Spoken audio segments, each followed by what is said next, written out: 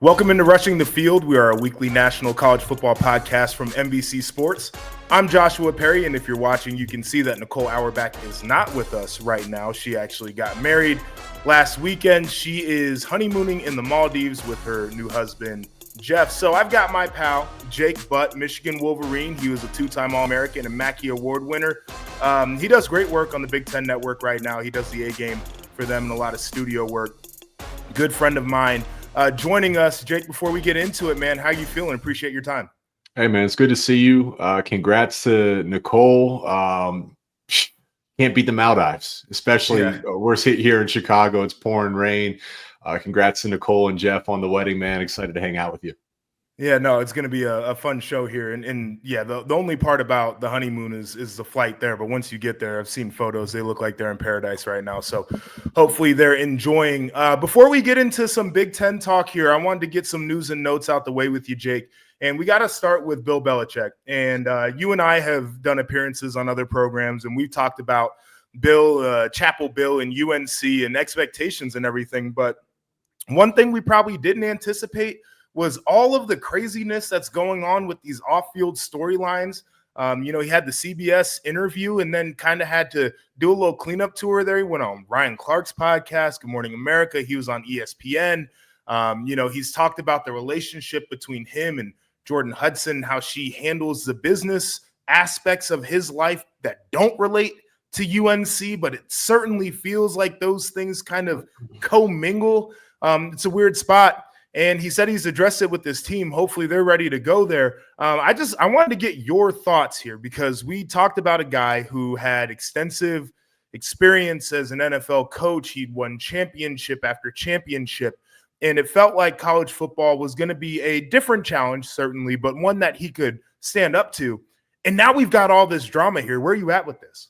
Man, it's been absolutely crazy to watch. It's been given us plenty to cover in the media and stay on top of. But I think what's most interesting, Joshua, is like 10 years ago, if you could go back in time and say, hey, this is Bill Belichick's future 10 years from now, no one would believe you because he was the standard of media manipulation. He was the master of media and controlling narratives. And to see where he's at right now is like, it's truly unbelievable. And I guess my thoughts is sometimes, when you talk about legacy and Belichick, when the Patriots era ended, was the greatest coach of all time by a lot of people's standards, if not one of the greatest coaches of all time. And what you see sometimes is the greats, they hold on a little too long. Yeah. That next final chapter, maybe they relax a little bit. And certainly making $10 million a year. Now you're getting to coach with your son. There's plenty of reasons. And maybe he doesn't care about his legacy. I don't believe that. I think he does care about his legacy. He's got to be real careful. And certainly it's become a messy situation. But at the end of the day, too, though, hey, if he's happy in his relationship, isn't that what really matters? I don't think he wants to be dealing with all this mess. But, shoot, man, if he's happy in the relationship, isn't that what matters at the end of the day? Well, that's what matters to him, right? Like that's what probably matters to his inner circle and people close to him. And now that gets a little bit funky too. As you mentioned, he's coaching with his son, Steve. Like part of his inner circle is certainly invested in how this thing goes at UNC as well. But the people cutting his checks certainly don't care about his personal happiness. They just want him to win games. They brought him in there to replicate some of the magic that he had with the Patriots. True. And I think that's where it's getting tough. Now, UNC has put out statements. They've been behind their coach, which is the way that they should appear publicly. I'm just very curious what the conversations are like behind closed doors, because this is definitely something that is strange. Now, one of the things that I saw this week, The Athletic talked to some ACC coaches off the record, and one of the coaches had a quote that said, "The folks that came up in college football want to kick his ass." Right. And I think there's this idea that people have talked about where he's got the Super Bowl rings. They think of college football as this product that is well below the NFL. Guys who go from college to the NFL, they don't do very well with a handful of exceptions. And a guy coming from the NFL should just be able to come in and win right away. I've always felt that the NFL and college football are two completely different sports. They're very different products, but just the way that you have to approach it is different. And now you're starting to hear that there are people within this business that want to embarrass Bill Belichick essentially because they don't want people to feel like guys from the NFL can just drop in on their sport and have success right away. So when you hear a coach talk about Bill in that way, what are your thoughts? That doesn't surprise me at all. And I would be shocked if that surprises Bill Belichick. That's just, he's had a target on his back everywhere he's been since, some of those early scandals with the New England Patriots, right? That's just, and that's also part of being a champion too, is you're going to have a target on your back. That's part of having a $10 million paycheck. You're going to have a target on your back. So that doesn't surprise me. And I completely agree with you that this is a different game, because on one end, I immediately think situationally, Bill Belichick is one of, if not the best situational coach in college football. Like all those thin margins that can make a difference, Bill is going to be dialed in. But the problem is you're dealing with college kids. So how well can he communicate? And you're dealing with NCAA rules. How well can you communicate? Well, are you really dealing with NCAA rules? Because it seems like yeah. people are just doing their own thing. Sure. But I guess in the sense of now these kids, rather than in the NFL, their entire day and lives are dedicated to learning these things. Now kids got class and they have NIL responsibilities. So they're juggling a lot more things on top of being 18 to 22 years old. So I think the big advantage that Bill would bring is that those thin margins that can make a difference. Some of that gets lost dropping down to the college level. Also, the truth is, Joshua, just like the talent discrepancy, especially today, decides winning. It's just the reality of our game. Texas, Ohio State, Georgia, all these great teams that are recruiting consistently well. Clemson this year, there's just a talent discrepancy that UNC, they're not going to benefit from. So I again, some of that situational benefit that Bill Belichick is going to bring in is going to get lost because they aren't going to have the talent to compete at a high level. To bring it all the way back home, when you're paying a guy $10 million a year, there's a target on his back. I wonder the level of patience that administration's going to have. But I also saw an article the other day. Didn't they sell out all their season tickets already? Sure like maybe, so you're saying there is the Dion effect here of the star power of Bill Belichick. And to your point, what we saw from Dion is, barely 500 as a coach, and they're paying him as one of the top 5 coaches allegedly in college football, right? So like all of the other things do matter. The fan base getting involved matters. Selling out your stadium matters. Season tickets matter. And so I think love that to hate. They do. This doesn't have to be a positive experience that translates to money. It could be people love to hate that translates to money. It just has to translate to the money. I agree with you there. It's interesting too. You brought up the talent discrepancy, and I feel like that's being undersold. And a lot of people, I think, initially believed that Bill Belichick was just going to be able to go into recruits' living rooms or go into high schools and flash the rings and to be able to get the guys. And we've seen the rosters turn over. Certainly, he's got 30 transfers in, but he's also lost some good players in the portal. In the NFL, there is development that happens on a roster. And I will say that Bill Belichick probably did as good of a job as anybody as getting guys who were undrafted, as getting guys who were low draft picks, of finding the dudes who maybe didn't have the draft buzz and taking them and making them into better players than what folks thought they could be. But there's still only like a certain amount of variance that you have to deal with in terms of that development. The gap isn't as wide. When you're dealing with kids at UNC, and I'm not talking about like, you're dealing with a group of 5 kid, but when you're dealing with kids at UNC, certainly the gap of development is wider than what the coaches at Ohio State or Georgia or Texas have to do. They've got guys who can come in that are 5-star freshmen and they can be All-Americans right away. And so I am curious to see what that's going to be like just in terms of a player development standpoint for Bill Belichick, where the NFL isn't necessarily known as a league for development. All right, I do want to change gears here with you, Jake, and I want to talk about CFP expansion. You know me, I am an anti-expansionist, but these things are happening. I can't control them. Commissioners from the Power 4 conferences met on Saturday. They discussed the future of the college football playoff. amid continued speculation that the format would expand to include more teams. Second time they've gathered to discuss expansion in the previous 10 days. So what's being bandied about now is a 16-team bracket, 4 auto bids, each for the SEC and Big Ten. ACC and Big 12 would get 2 places each, and then the group of 5's best team would get 1. 3 at-large bids would be included in this format. What do you think, man? Yeah, no, I'm with you. Listen, I know I'm supposed to have a strong opinion, but like I'm with you in the sense that what does my opinion matter? This expansion is happening, okay? But all I'll say here will be my opinion. Let's just be real about this. You were on this last year strong, and it's just going to become ever more true.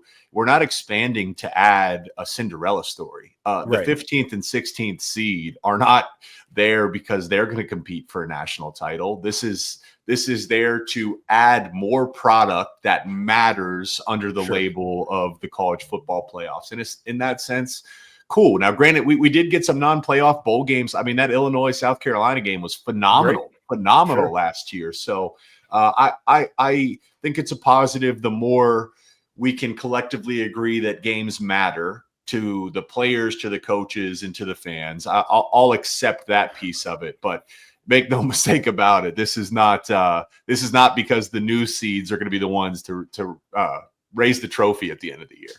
I think the thing that bothers me is we feel like we have to be told which games matter in college football. And I'll say this is I think we got to the point of like player opt-outs, for example, because folks will be like, well, when players opted out, they basically told us that they thought the games didn't matter. I fully disagree with that. I think there were so many people that said that the bowl games were just exhibitions that the players said, you know what, you might be right, and I'm not going to play in this game. We got to a point where we expanded the postseason to include more bowl games. This happened through the 90s into the early 2000s. We had so many bowl games that we were including teams that weren't even 500 in the regular season. We went to the APR, that how well they did in the classroom, to say that you can play in the postseason. And for some reason, that was fine. We all agreed that these games were fun. We wanted to watch them, whether there were consequences for a national championship or not. And then at some point, when we were players, right? So this would be probably 2015-ish and beyond. People decided, well, the postseason really doesn't matter if you're not competing for the national championship. Probably came around when the 14 playoffs started in 14. And so players started opting out, different things started happening. And then we got into this conversation of we need to expand. I hate this whole thing. I agree with you. Like Illinois, South Carolina, great bowl game. I watched Pop-Tart Bowl. That was an exciting finish, right? Like there were things that happened in the postseason outside of the playoff last year that I really appreciated. But I also just asked the question, like, what are we doing? To your point, Cinderella this last year in the 12-team format was Ohio State and Notre Dame. These are two of the most storied programs in college football history. Heisman Ohio State had one of the best rosters in college. There's no Cinderella here. There was but that's what Cinderella ended up being, a team that maybe underperformed in the regular season, a team that had potentially the worst loss of the regular season that ended up putting it together and made it to the national championship. That was Cinderella. It wasn't Indiana. It wasn't SMU. It wasn't Boise State. Yeah. And so for me, I think that whole thing is weird. And then I also have an issue with the auto bids. You and I have talked about this. I've talked about it with Nicole. Just rank the teams 1 through 16, right? Yeah. And I'll even do this, where I felt like the Boise State in the group of 5 conversation, I felt like those teams actually got more benefit of the doubt than the Power 4 teams past year, because we're arguing on the periphery about, does Indiana deserve to be in over Ole Miss and Alabama? And I would ask the question, and you can do it 2 ways. One way I think is flawed. The other way I think is much better. You could ask the question, on a neutral field, does Ole Miss or Alabama win versus Boise State? And people would say, well, Alabama lost to teams they shouldn't have lost to, whatever. Same thing with Ole Miss. That's fine. Give Boise State their schedules. And are they a team that you think has a resume that makes it into the playoff? Yeah. The answer is no. And so I'm just at this point where I think the whole thing is stupid. Yeah. But I love college football. I love games that matter. So I'll be tuned in and locked in just like everybody else. But I'm really struggling with this, Jake. Yeah. Now you said a great point of like how this all started. Like, when did bowl games stop mattering? They stopped mattering when they stopped mattering Yeah. because we just kept adding more bowl games for it's literally like it's no different than inflation.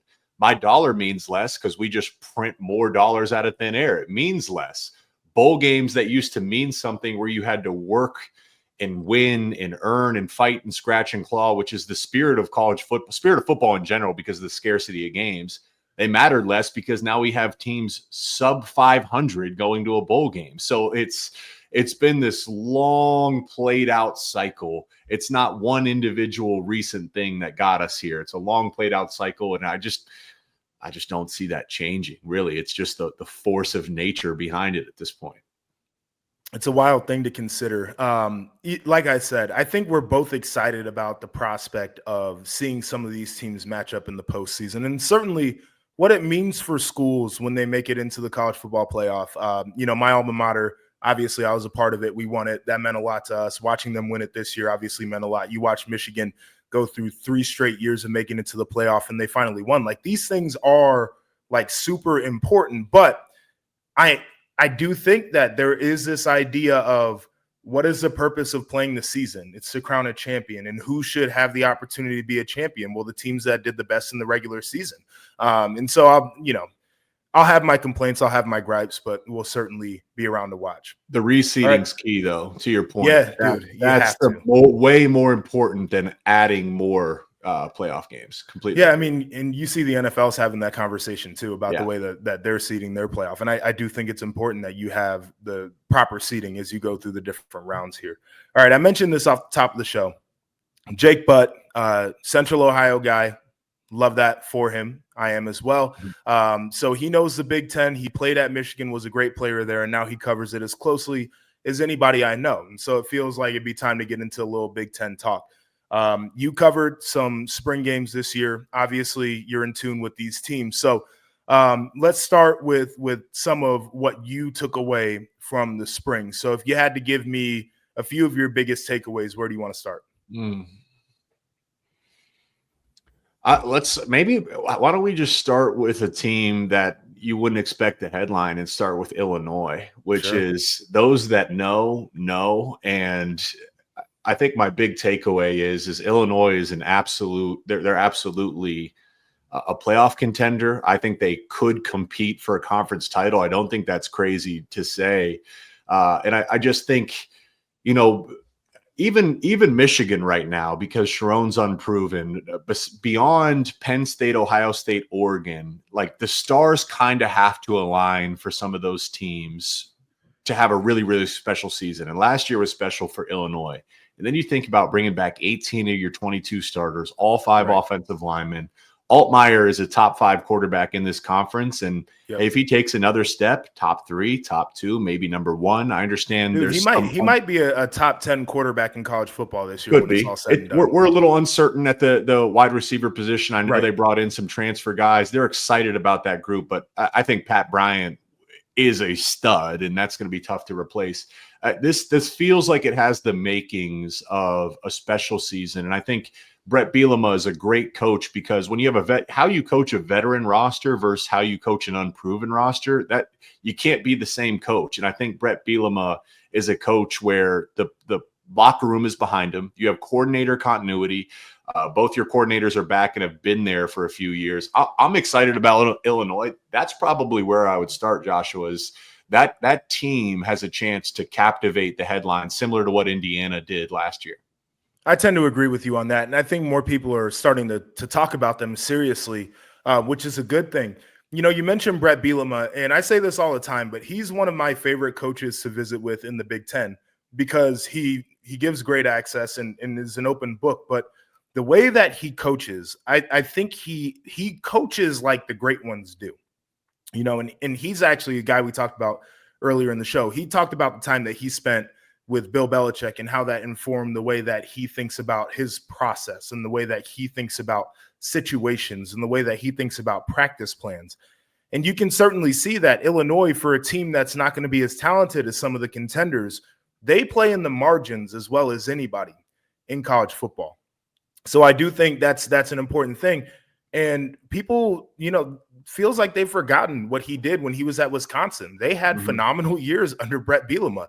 And so I think the combination is right for them. We've seen now over the last few years, being veteran is important, but also having a coach who you feel like can get you there is important too. So they're kind of in that window right now of the combination of great coach who is going to do the things to put them in the best position to win, and also a veteran roster who's just going to have more experience than other teams that they face a lot of times. Absolutely. And just to kind of stick towards the top of the conference, I'll be curious to get your thoughts on this, because I think Penn State is like the favorite or one of the favorites to win the national title, obviously alongside Ohio State, Oregon. That's going to be the big debate of, who's going to come out and win the Big Ten. And Penn State's certainly all in. I call it Ohio State's spring game. And, what Penn State has is the formula we've seen that works to win. You're bringing back a quarterback, you're two good running backs, you're bringing back some key pieces on defense. And yet I look at Ohio State, and that roster is so unbelievably talented. And I understand they're replacing guys, but they're replacing guys with the next generation of NFL players and the next generation of first rounders. That secondary has a chance to be one of the great Ohio State secondaries. That linebacker room is maybe the most athletic linebacker room in the history of Ohio State. D-line has a chance to take some steps, and I like some of the moves they've made in the transfer portal.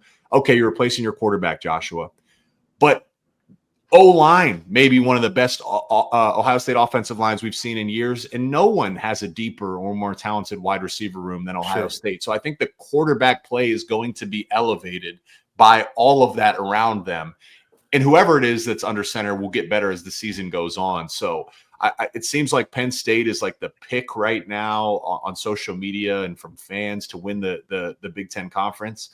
But man, I think Ohio State reloaded immediately. I'm hesitant to pick Penn State because of the mental seed in James Franklin's head. I've yet to see them, beat the Buckeyes. Yeah, it's an interesting thing. Let's talk about Ohio State, and then I'll flip it over to Penn State. So I agree with you in the way that they have seemingly reloaded this roster. And it's not an uncommon thing to watch Ohio State do, but the amount of guys that left, it was like, how are they going to do it? Do you think the D-line has enough, though? That, to me, they had 4 starters drafted. And it's just that if you're not strong on the defensive line of scrimmage, on the offensive line of scrimmage, that can dictate how your season really ends your ability to win at the peak. Yeah, I really think that's the ultimate question. And I think that they're particularly on the inside is the key. And I think their starters have enough to hold it down. The question is can they take the step and become elite? I think Tyleik Williams is going to be a stud in the NFL and is highly underrated. Ty Hamilton's a stud as well. So what can they get? But it's the question is can they stay healthy too? Because as we know, injuries happen in football. I think they're starting 4, particularly the starting 2 on the inside. They've added depth on the edge.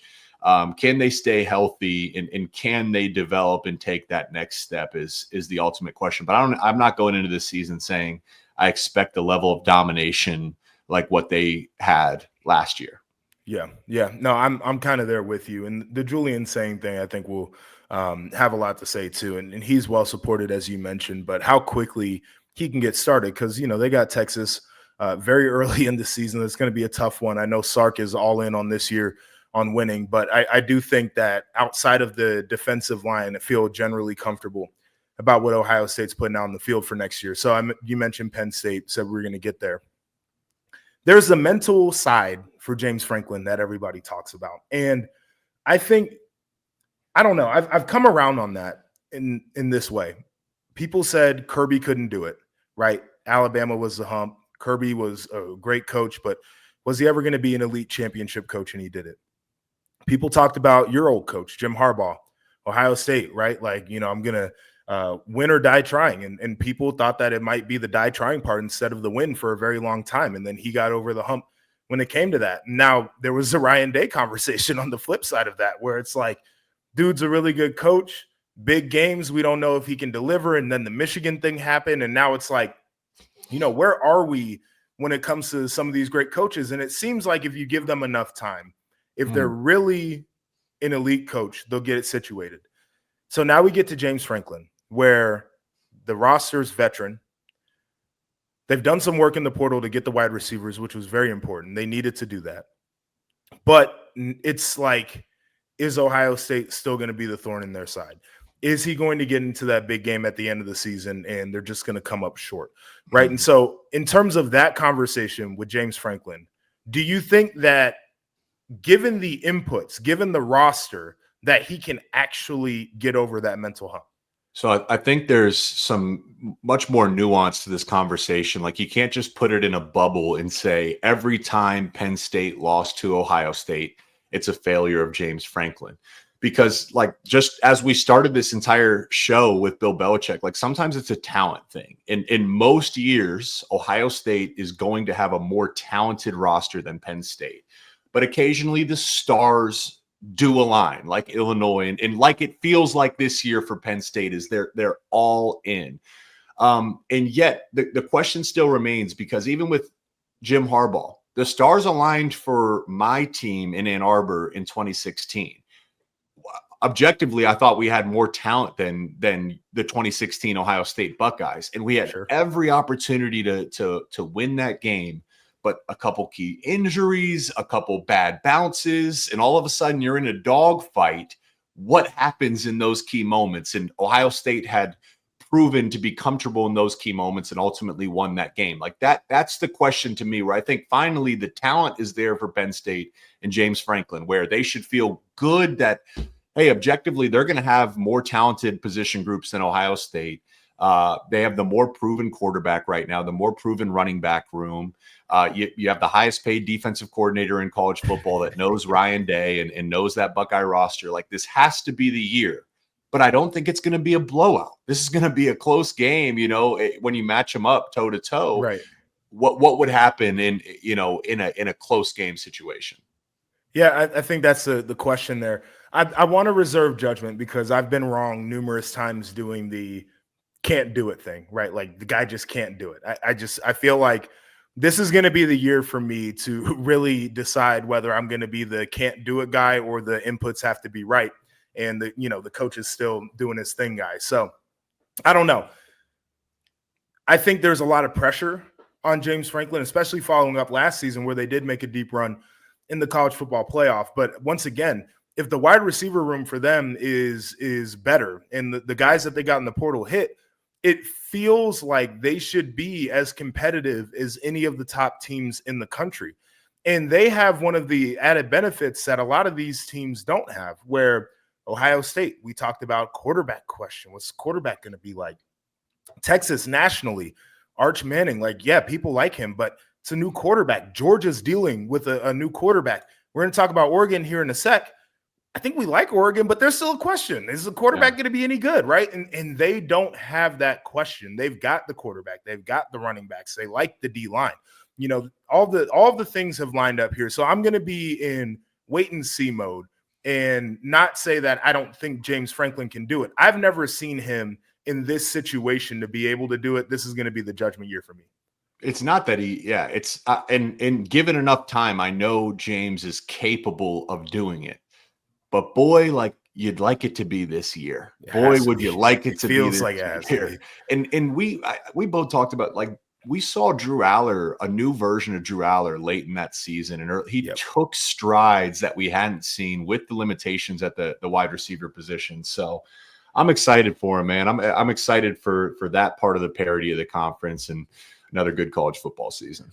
All right. So where are you at on Oregon right now? Because as I mentioned, Dante Moore, question there at quarterback. I think people are pretty high on him just because of the type of athlete that he is, but, lack of experience. He took the gap year to learn, which I thought was really awesome on his part, but now it's time to kind of show up there. Dan Lanning is one of the more interesting names to me. I've talked about this with you and Nicole, where I feel like we might have given him a little bit too much credit too early on. This is not to say that I think he's a bad football coach. I do think he's a great coach. But we gave him a lot of benefit of the doubt without actually seeing the results that we maybe didn't give to other coaches, or we've gotten to the point in his tenure where we've started to judge him as harshly as we judge other coaches. Very good, but that last game that they had against Ohio State in the playoff leaves a bad taste in your mouth. You start to look at some of the rivalry record, against Washington as he's been there. It's like, he struggled with that team at times. Is this a year where you think Dan Lanning is going to reload and they're going to be right back there in the conversation of being Big Ten champs once again? Yeah, I also, that's why I like, in terms of like job desirability, Oregon's got to be one of the best places in the country because they have the resources to cut big checks. They have complete alignment from an NIL standpoint. And yet, even when they were the top ranked team in the country and undefeated, we were just not talking about them at all on a national media scale. Glad to be there. And they don't have a national championship, right? And I think, like, and this is not a hate on Oregon thing, but Michigan, Ohio State, places that we came from, like, everything's judged so harshly because it's like Michigan's got more wins than anybody. Ohio State, it's like every year it feels like they should win a title. And for Oregon, maybe their fan base is just a little bit more realistic about how college football is because they have not done the thing as much as some of the other storied programs have. Yeah, I think it'd be a good indication if more people hated Oregon on a national scale. I think that would be a positive side, because even when Oregon beat Ohio State, it was very little about congrats to Oregon and more about, wow, what a shame of Ohio State. That the story that had to tick them off a little bit that the story was still Ohio State. But just to go back to your original question, that they're here to play today, tomorrow. They continue to recruit at a high level. They go to the transfer portal and have no problem adding key pieces from high level players. And that's just simply not going to change. They got a quality staff once again with complete alignment. The players love Dan Lanning. But I feel much more uncertain and nervous about Oregon's quarterback position in battle than I do about Ohio State's. Oregon still has talent. They still have a good O-line. They still have weapons, but I still feel much more uncertain about who's going to be under center and what they're going to get from the quarterback position than I do from Ohio State. And that's ultimately going to decide it because Dylan Gabriel was perfect for them last year. He was great in key moments, accurate, good decision maker, able to run. He checked every box. So I do expect there's going to be a drop off of quarterback play this year. Yeah, it'll be interesting to see. I think even with the drop off, they've done a great job of talent acquisition. Say what you want about NIL. Not everybody's figured out how to leverage it the way that they have. And then for Dan Lanning too, like we watch with Texas A&M, you get all the NIL kids in there, and sometimes it doesn't matter. You actually got to be a coach. You got to be able to motivate them, and they have to listen to you and feel like they need to go out there and execute.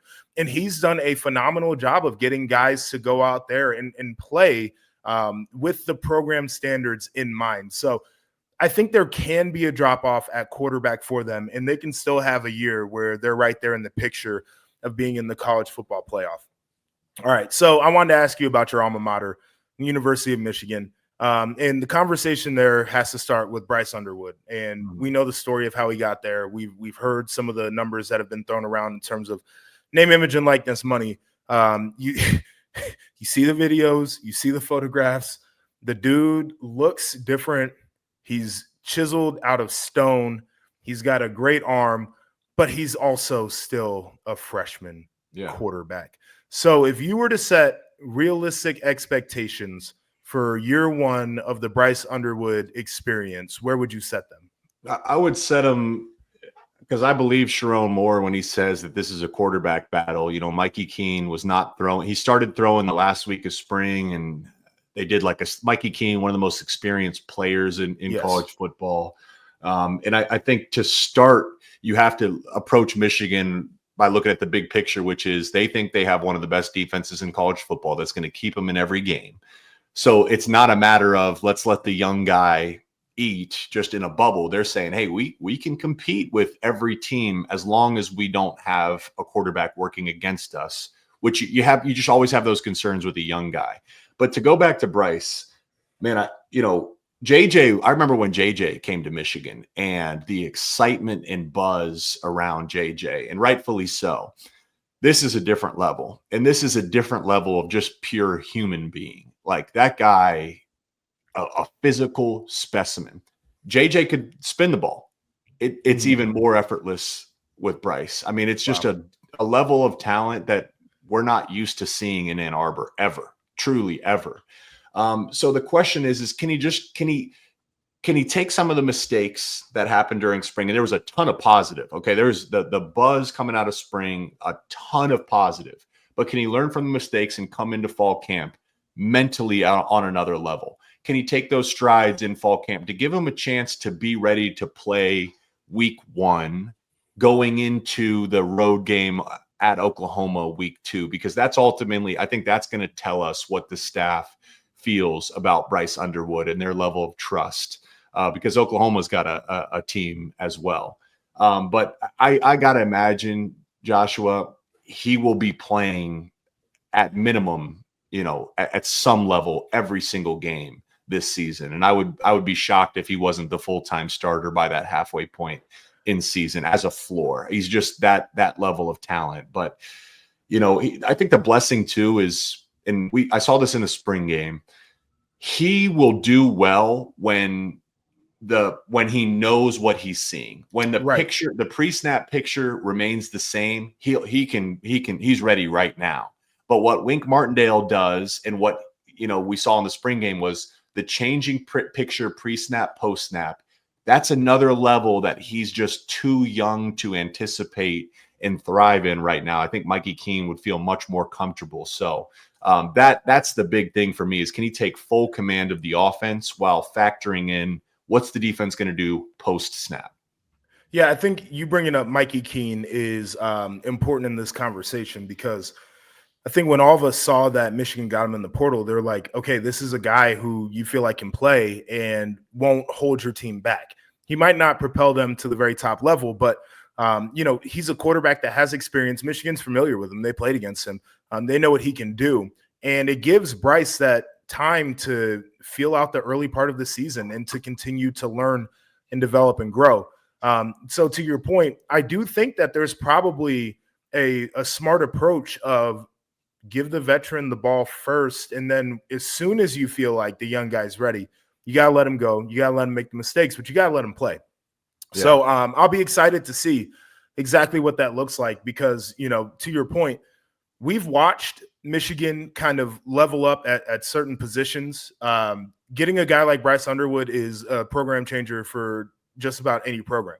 And I think this could be the next level for Michigan. Now you start to see maybe where the wide receivers say, this is a place where I want to go because I want to play with a guy like Bryce Underwood, right? Now you maybe see the offense become multifaceted in a way where the last few years has been run it, run it, run it.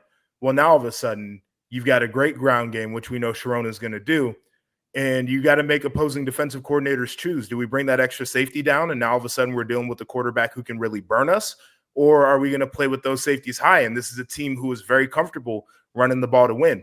I think that's where Michigan can really kind of change, is having a quarterback who threatens in both parts of the game makes defenses have to play them differently than they have over the last probably 5, 6, 7 years. Yeah, and it's two parts too, because you're bringing in an offensive coordinator with experience too, that understands play calling structure and rhythm and sequencing, which was, they were working against themselves both ways last year. Now they're working, with a positive starting point this year. And Chip Lindsey, Mikey Keene played under Chip Lindsey, or was at least in the system way back when he was at UCF. So there's some familiarity there.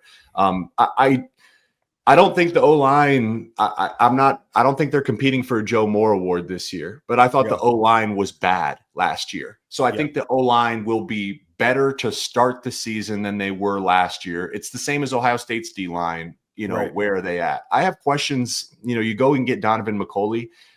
That's a wide receiver one. Okay, that guy's talented. He's going to win one-on-one battles. Now you have a weapon. But aside from that, Michigan has not recruited or developed the wide receiver position well. That's just the entire other piece of improvement of the past game as well. So, there's still just some uncertainty here about expectations for Michigan, but it's such an important year for Sherrone. I mean, you got to see a stride offensively. Maybe you don't have to win a conference title, but you have got to see some form of identity offensively. All right, so let me get your thoughts on this before we move to big picture college football. So you mentioned Sherrone. He's going to be sidelined weeks 3 and 4 as a self-imposed penalty related to Connor Stallions and all of his shenanigans. And they're saying that there's going to be a meeting this summer, I believe in June, could potentially know the penalty here before the season starts.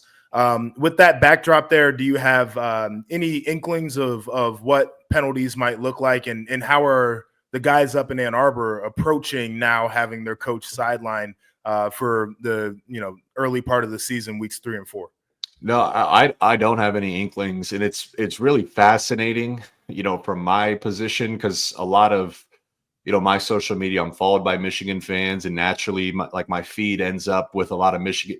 So the juxtaposition of how the Michigan community sees this compared to how the Ohio State community, my timeline is different than yours. There's and it's just like everything. They're seeing the same facts and the same data and interpreting it in completely different ways. So I really don't know. It comes down to, there's no doubt that there was sign stealing. Now there's no doubt that there was, knowledge of it. And the question is the penalties that were imposed prior, is that enough? And if not, right, where's the NCAA going to take this? But there's no prior precedent. So it's just, we're recycling the same stories over and over again. I just don't know. I thought that was silly by Michigan to self-impose a 2-game suspension. I just didn't understand why, the logic behind that. And I think it actually works against them in the sense, particularly by choosing the 2 games. It looks right, like it makes you look guilty. It makes you look worse. Yeah. If anything, just stand by it. But who knows, man? That's probably one of the big national storylines, going into the summer. Yeah, it's interesting to me. I do think it makes them look guilty, but I think now is also the point where maybe the facts have just mounted up to a point where they know that the NCAA wants to come down on them, and they're trying to meet them in the middle. Now, picking weeks 3 and 4, knowing that Oklahoma is the big one in week 2, feels like they're thumbing their nose at the NCAA a little bit. So I thought that was an interesting choice, even if they were going to self-impose. My biggest question of it comes from my perspective of Ohio State doing it back in 2011, where they got rid of Tressel, he resigned or whatever the case was. And instead of saying, hey, we're going to take the bowl ban this year, they played in the Gator Bowl in 2011. And then a year, 2012 was my freshman year, we went undefeated. And we had a bowl ban from the NCAA that year. And so I do think that they probably look at some of the way that the NCAA has navigated. And maybe when you say, we're going to take some of the onus to do this right now before you even have to jump in, they know that the penalty might be lighter than what they would have had before. So I certainly see both sides of it, but I talked about this on the last podcast. There has certainly been a tone shift from the Michigan side of things, where when Harbaugh was around, like, they were innocent and this was a witch hunt and nothing ever happened and we should stop talking about it, to now where it's like, no, things happen and these things existed and we're willing to participate in what's going on if we don't get the harshest penalty possible. Mm-hmm. Tough spot to be in, no doubt. Very curious to see how all of that ends. And now your president, real quick to put a bow, Santa, he was a great ally, to the athletic program and to the football team specifically. And now him leaving, if you connect the dots, I don't have any, intel here, but I'm just connecting the dots like everybody else and saying it is a little bit concerning of what might happen this summer. No, it's a great point. All right, let's talk about the state of college football real quick. And the context of this one is the House settlement that's coming. And that'll create the kind of salary cap, as people say. There'll be a rev share there, and roster limits are going to be phased in, the whole deal. What you've watched over the last handful of years with transfer portal, name, image, and likeness, all of the changes that have happened structurally to the sport of college football, do you think that we are in a better place today than we were maybe when you and I were players? Oh, man. It's really just like anything in some ways, actually a lot of ways, I do think we're in a better place, and yet we have a long way to go. I'll start here. I hope that they reopen that case in Joshua 2015. I hope you can get a little bit of the back pay from the settlement as well. But now I'm hearing they're gonna, that can might get kicked down the road, and I might not get paid anytime soon. Oh no! Oh no! Yeah, so who knows? But it had to be done. This is, if it's big business, and now like there's no denying. It's undeniable now that the talent disbursement is much more equal across all of college football, and I think that's a plus. But it's the ways that it's not a positive. There's still a ton of gray area. There's still minimal, judging or officiating of the rules. Teams are clearly tampering, and there's zero penalty, and coaches are just blatant about it and don't even care. Like, why? Because no one's going to do anything about it. I think that's a net negative. And I think long term, that's really the biggest thing, is just, can we get everybody on the same page? And I think we're probably 80% of the way there. I bet if you interviewed most coaches and most players, I'm sure most people are aligned of what they want. It's just, and I'm not a lawyer. I don't understand the legal side of this. It seems there's hesitation to take that first step to get us to a place of a collectively bargained agreement or something like that. Right. Yeah, it's an interesting thing, and we talk about this all the time, but part of the problem here is anytime the NCAA does something, there's a lawsuit that says that whatever their rule is unconstitutional or it's illegal. Exactly. And they go to court. And so one of the big parts of this is, what can we do to create laws around college football? And laws in this sport is not unprecedented. The reason the NFL during the fall cannot play on Saturdays is because there's a law that protects college football in that way. So creating a law to protect how players move and to protect how money is transferred in this space, I don't think would be a crazy thing to ask for. It's just the fact that if you're Congress, like, this probably is not very high on your priorities list. And also, how would politicians view college football in terms of labor and protection and all the different things that happen when we talk about unions and when we talk about employment, etc. So I do think that's interesting. My other take on this is, as much as I feel like there are parts of our sport that are burning, isn't that kind of just because we went from a place where, and I looked this up, Woody Hayes, one of the greatest coaches in college football history, right? Like, inflation adjusted income would have been somewhere in the neighborhood of $140,000 a year, right? What he was making when he was a coach at Ohio State in today's dollars would have been somewhere around $140,000 a year. Urban Meyer comes into the Big Ten in 2012 as the highest paid coach. He was making $4 million a year. That's like the lowest paid head coach in the Big Ten right now. We've got a coordinator in this conference that is making $3 million a year, right? And so I feel like we watch this sport become so commercial. Coaches are getting paid. Buildings are going up on campuses. Administrators are getting paid. We're watching these deals go on where you have signage in the stadiums and naming rights and all the different things. And while all of this is happening, you have players that are getting in trouble because they want cream cheese on their bagel. You've got guys who got families at home that are struggling, guys who have children that are wondering how they're going to get diapers because they don't have the funds. And so part of me is like, well, good for some of these people to have to clean up this mess, because it should have never gotten to this point. We have to clean up this mess, no doubt. And I feel like we need to get to a point where there is clarity about what an NIL deal actually is, and it's not just money coming from a slush fund, right? We need to have clarity on, what the timing is of how players can move, etc.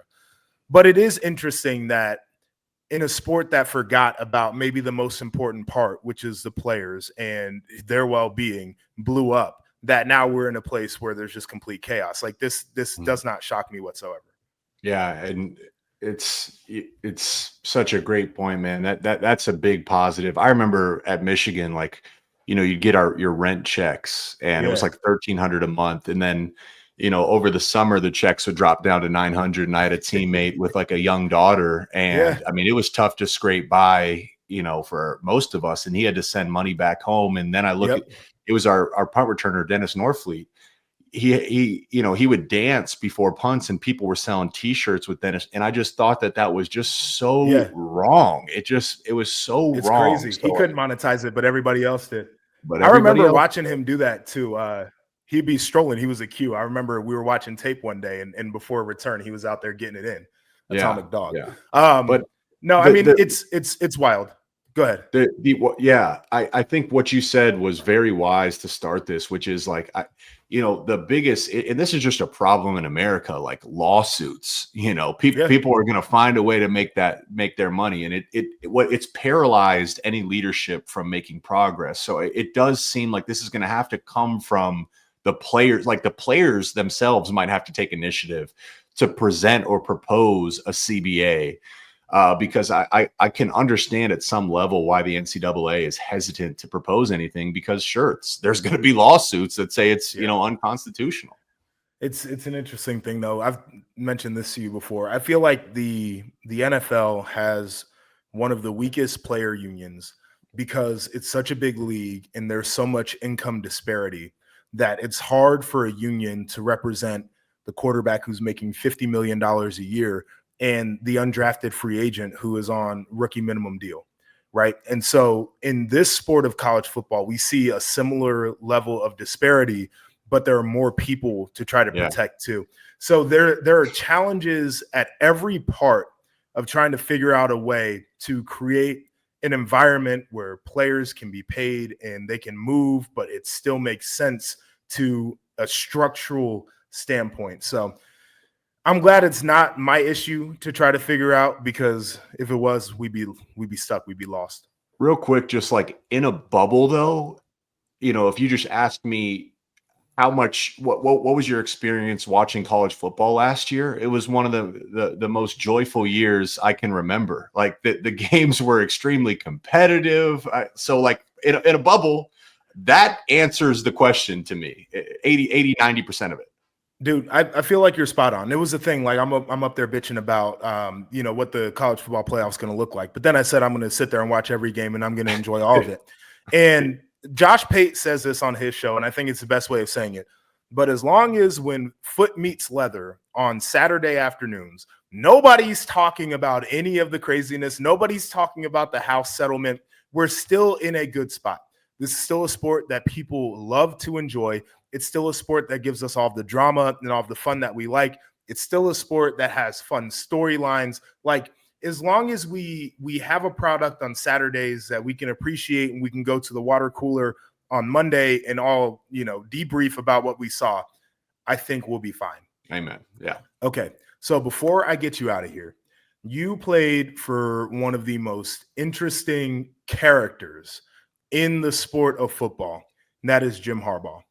So I want to ask you, I know I'm putting you on the spot right now, but can you share a Jim Harbaugh story or two for me about what it was like to play for him? Yeah. So he is unique is the ultimate word. And he does things his way. I can see why he's like the ultimate definition of you're happy to have him on your team, because I can see why Ohio State fans or Michigan State fans or whoever's like, man, that guy is freaking weird. But you talk to and you even saw J.K. Dobbins. Oh yeah. In LA, beloved by his players, but he is the ultimate competitor. He is going to push the envelope, and I think what he does better than anyone is create an environment that raises the floor. And one thing that stands out, JP, is our first ever spring. Jim wanted to create that environment of competition. So he ranked every player on the team from number 1 to a number 130. He didn't say, hey, you're outside of the top 100. You knew if you were the worst player on the team or the best player on the team. And that's going to make some people uncomfortable, right?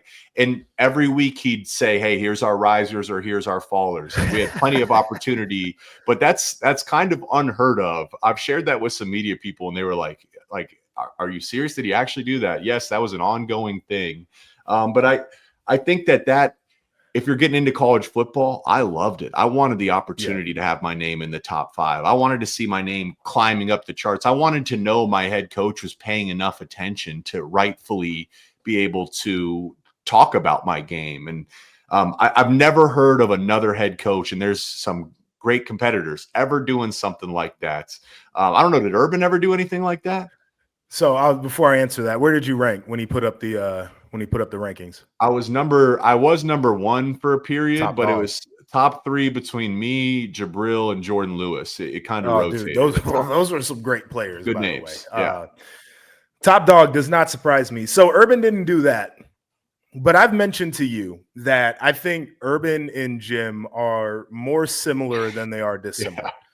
So after we won the title in 2014, that spring, none of us went to class. We were out there going crazy, like class didn't exist. So he calls a team meeting and he gets on the projector and he goes position group by position group and he displays every player from top to bottom and what their GPA was for that spring and then what their overall GPA was for their academic career.